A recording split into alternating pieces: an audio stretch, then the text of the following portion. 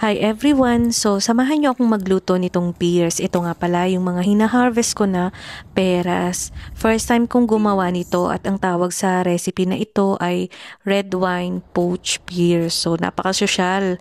Kunwari lang yon, charing. So, meron akong 4 na peras dito. Medium size lang siya, hindi siya ganun kalakihan at hindi rin siya yung hinog na peras. Saktong manibalang lang. So, nagbalat lang ako ng 4 para hindi masyadong madami dahil itatry ko nga lang ito. Meron din akong isang orange, hiniwa ko lang siya ng pabilog. Sakto lang na panglagay dito sa ating peras. And then may vanilla extract. Meron din nga pala akong kanil and then sugar na nilagay. Mga 5 to 6 na kutsara, malaking kutsara yung nilagay ko or yung ginamit ko nga pala dyan. Tapos, pinakuluan ko lang ito ng around 30 minutes ang ating peras. Ayaw ko din yung labsa o yung lutong-luto na peras. Tamang-tama lang.